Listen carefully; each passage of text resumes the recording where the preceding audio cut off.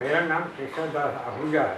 मेरा जन्म दरिया सिंह तालुका जिला सखर सिंध पाकिस्तान में हुआ।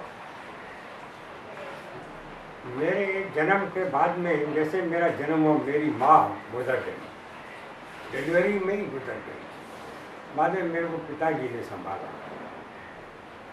पर उधर का जो उसी टाइम जब मैं छोटे से थोड़ा बड़ा होने लगा तो माहौल बहुत अच्छा था। उसके हिंदू और मुसलमान भाई सही करे थे। तो हम जाते थे मुसलमानों की शादियों में, उनके बच्चे के साथ खेलते थे। ऐसा कुछ भी फर्क नहीं था तो ये हिंदू था या मुसलमान था। हम आमिर की हवेली में रहते थे, बड़ी हवेली थी उसमें। उधर के लोग उधर के लोग क्या सब लोग कोऑपरेटिव थे। मेरा पिताजी कभी रात को देरी से आता था तो मेरे को बुला के खाना खिलाना, प्रेम से बिठाना, और ऐसा माहौल था जैसे भाई कोई फर्क नहीं है, भाई ये अपना पराया या ये हमारा अपना नहीं है, ऐसा कुछ भी नहीं था। और लोग बहुत अच्छे थे, चाहे हिंदू हो चाहे मुसलमान हो। सिंध में हम आराम से रहते थे। यानी मेरा जो गांव था जिधर मैं पैदा हुआ था उसका मैं नाम बताता हूँ। पहले थर्री हाजरा इसका नाम था, थर्री हाजरा। वहाँ 200 घर मुसलमानों के थे और 22 घर जो हिंदुओं के थे। लेकिन फिर हम आपस में ऐसे प्रेम से रहते थे जैसे हम एक घर के भाती हैं। ये है ये 1930, 32, 36, 35, 36, 37 ये हुआ। इसके बाद क्या हुआ, 38, 36 में सिंध में एक माहौल पैदा होने लगा नया। कुछ लोग थे RSS, राष्ट्र स्वयं संघ, उसकी जो है शाखा उधर खुल गई सिंध में। उन लोगों ने मुसलमानों के खिलाफ प्रचार करना शुरू कर दिया और ये जो है आपस में वो जो प्रेम भाईचारा जो था थोड़ा कम होने लगा। ऐसा हाँ, ये जो हिंदू महासभा का जो प्रेसिडेंट जो था वो आ रहा था, उसने उसको पहचान लिया कि ये भीड़ चुने का पीर है। तो भीड़ चुने का पीर जो है वो समझ के कि भाई ये मुसलमान है और ये जो है हमको यह बदला लेने का हमको मौका है, उसने क्या किया, उसको नीचे उतारा, दाढ़ी से पकड़ के या गले से पकड़ के नीचे उतारा और मारना मारते मारते उसको रोड पर लेके गए और उसने बहुत मारा। ये सब हिंदुओं ने देखा और मुसलमानों ने देखा। ये है एक बुनियाद, खेमचंद नाम था उसका। हिंदू महासभा का जो प्रेसिडेंट जो था वो था खेमचंद। तो खेमचंद ने उसको मारना पीटना शुरू कर दिया। इसका जो प्रतिक्रिया हमारे सिंध में बहुत जबरदस्त हुआ। और जहाँ से जो बीच का जो है पार्टीशन का बीच, जहाँ से जो दिलियों का जो खराब होना शुरू हो गया। कौन था कंवरराम? कंवरराम एक दरवेश आदमी था। उसके आवाज में इतना तासीर था।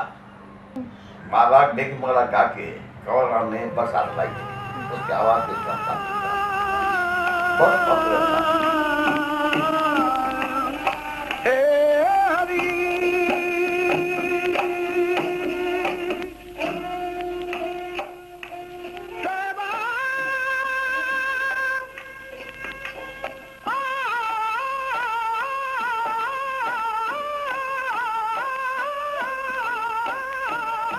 तो ये मुसलमानों ने सोच दिया कि हम भाई किसी तरह से हिंदुओं के पीर को, हिंदुओं के संत को मार दे ताकि हिंदुओं के मन में एक उलझन, एक नफरत पैदा, यानी ऐसा दुख पैदा हो जाए जैसा हमारे मन में दुख है। तो उन लोगों ने फैसला कर दिया कि कंवरराम को हम मार दें। जो है 2 मुसलमान थे, वो पहले आए, तुमसे पाँव पड़े, ऐसा किया।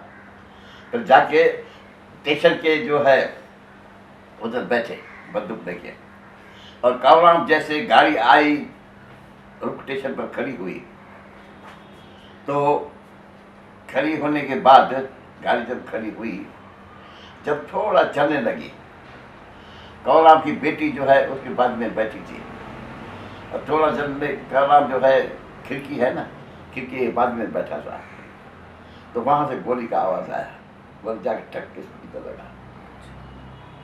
कौराम गली अपने बेटी के गोद में गिर पड़ा। फिर तो हाहाकार मच गया, गाड़ी खड़ी हो गई। 31 अक्टूबर और 1 नवंबर की रात, या 1 तो 2 बजे का टाइम था, वो मर गया। और फिर तो कल तो सारे सिंध में हाहाकार मच गया, और वो लोग जो है रोने लगे, सारे सिंध में मातम था, 12 दिन के लिए मातम था। तो मैं उसके बाद ये हमारे सिंध में वायु मिलन बिगड़ने लगा, और अक्टूबर 31 के बाद नवंबर, दिसंबर, ये जो है फिर उसमें क्या है कि हिंदू मुस्लिम राइट शुरू हो गई। That some Muslims, decades, they are coming to in our village. तो हमारे जो बड़े लोग थे बंदूक लेके उनके पीछे पड़े और उनको मार गिराया, and they bring them in our बैठक इन ओता खामार जिसमें होती थी, जिसमें बूढ़े लोग हुक्का पीते थे ना, तो हमारे वहाँ बड़ी बैठक हुआ करती थी, तो उनको लेके आए थे। मैं पर्सनली देखा उनको। 19 में बगैर कौराम का मर्डर हुआ, पार्टी में फसाद शुरू हुए, 2-3 महीने चले फसाद चले, बाद में शांति आ गई, और फिर वो जो है हमारा वायु मतलब जो है बिगड़ने लगा। और 47 में जब ये जो पार्टीशन का दौर आया और कुछ लोग चलने लगे पास लेके, सरदार लोग को मारते थे, लड़कियां लेके जाते थे और खूना खूनी करते थे, बदमाशी करते थे, बच्चों को दीवार से, छोटे छोटे बच्चों को दीवार से तोड़ के ऐसे मारते थे, उठा के दीवार से फेंक देने का, घर में घुस जाते थे, कुछ भी करते थे, भगा के लड़कियां लेके जाते थे। लेकिन मुस्लिम लोग का शहर तो बन गया ना, तो कुछ भी कर रही है ना, कोई बोलेगा तो मारो, तो डर के मारे लड़कियां भी चले जाती थी, क्या करें, कोई नहीं सहारा था। एक्चुअली शिकारपुर में रहते थे, उधर दंगे बहुत होते थे, आज इसको मारा, आज उसको मारा, तो और वातावरण जो वातावरण तो एकदम खराब हो गया, पर उसको बढ़ावा देने के लिए ज़्यादा करके पेपर में आता था, लोग बोलते थे आज इधर हो गया, आज ये लफड़ा हो गया, तो आदमी में डर बैठ गया। जितना वो बोलते थे उतना नहीं था, मैं मानता हूँ, पर भी थोड़े थोड़े बढ़ते गए, पर वो डर की वजह से लोग भागने लगे। आज इसका एक रेट चला गया, आज उसका भाई चला गया, उसका बहन चले गई, तो उसके डर से लोग और भाग गए। जो मकान थे वो छोड़ के, और जो सामान वामान था, ज़मीन ज़्यादा था, वो सस्ते में बेच के चल जाते रहे।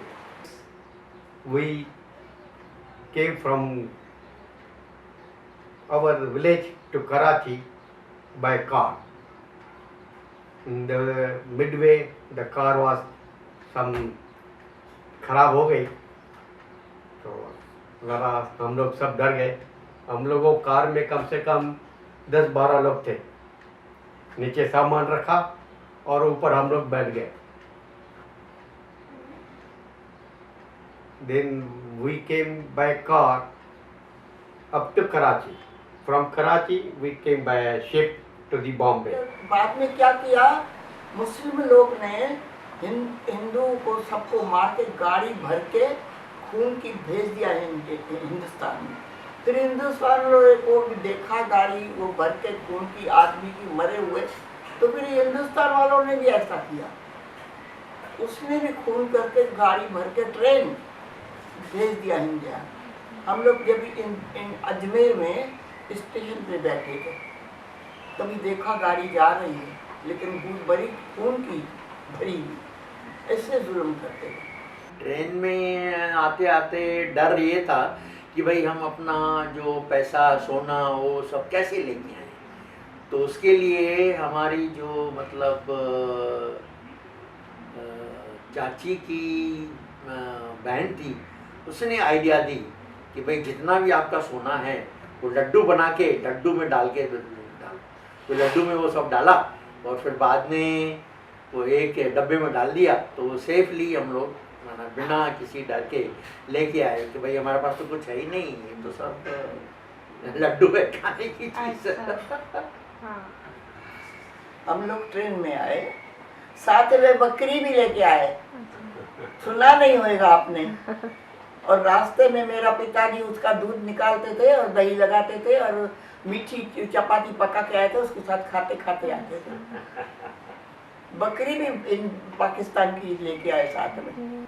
6-7 स्टेशन छोड़ो तो हिंदुस्तान था, लेकिन जब तक ट्रेन में बैठे थे डर तो लगता था, जब हिंदुस्तान में आ गए तो डर नहीं था। 30 नवंबर को मुझे याद है, माया ये जहाज है, उसमें हम 20 रुपये की टिकट लिया था हमने, एक आदमी ने, और 20 टिकट के लेके माया के जहाज में हम बम्बई आ गए। 30 नवंबर 1947 ये है हमारे आ गए।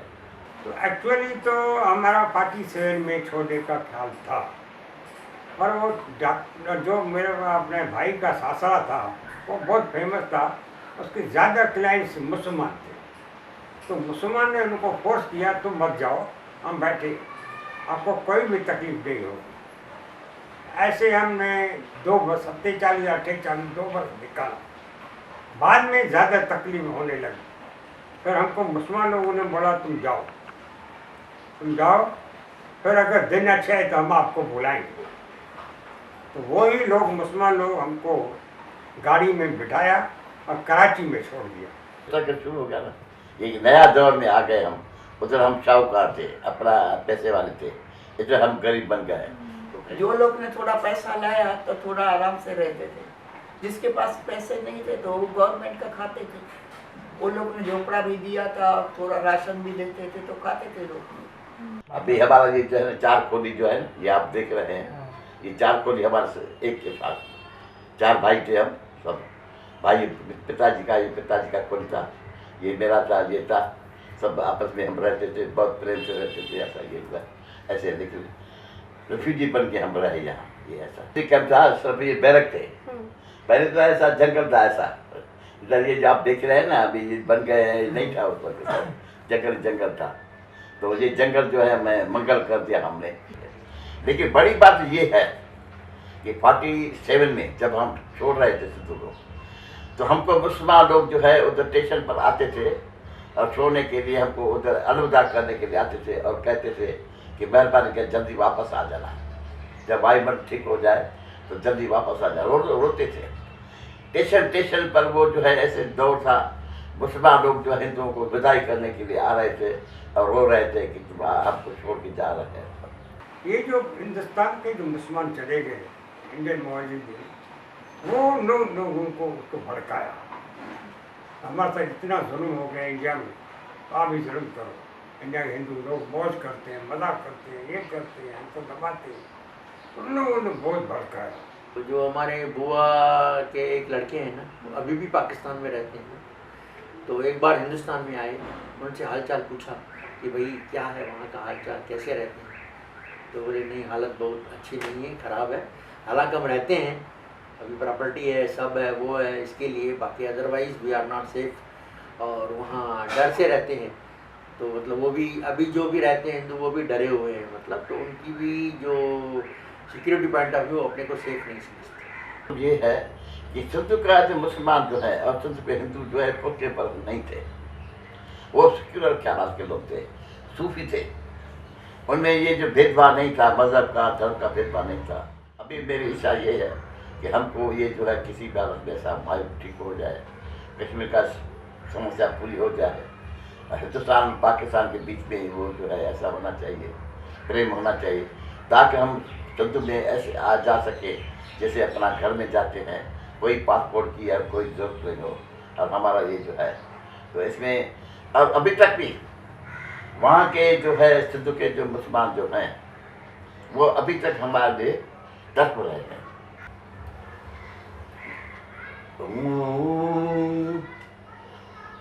बालवड़े चले गए, जोगियड़े चले गए, मारवड़े चले गए, अब ढूंढे क्या गली यहाँ से वो चले गए, यहाँ से वो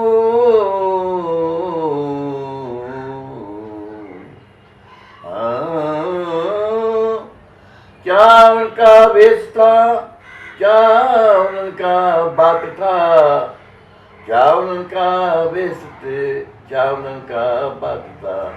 वो दिल के दिलदार थे, मन के मनठार थे, अभी वो यहाँ से चले गए, अभी वो यहाँ से चले गए। जब आती थी ईद या दिवाली आती थी, मिठाई हम खाते थे, मिठाई हम खिलाते थे, मिठाई हमको खिलाते थे। हम आपस में बहुत प्रेम से रहते थे। फूटा नसीब हमारा, फूटा नसीब हमारा, फूटा नसीब हमारा, जो हंस चले गए, हंस चले गए, और कावा कावा आ गए, हंस चले गए, कावा आ गए। कावा कहते वो जो बना के गाय थे मुसलमान आए थे, कावा कहते थे उनको, हंस हिंदुओं को कहते थे। फूटा नसीब हमारा, जो कावा आ गए और हंस चले गए। अब विनती है संतानी को, विनती है संतानी को, दे संदेशा हिंदुओं को, दे संदेशा सिंधियों को, हिंदुओं को, वापस आ जाए सिंध में, वापस आ जाए सिंध में, तो करे शादमाना, करे शादमाना, करे शादमाना, करे शादमाना।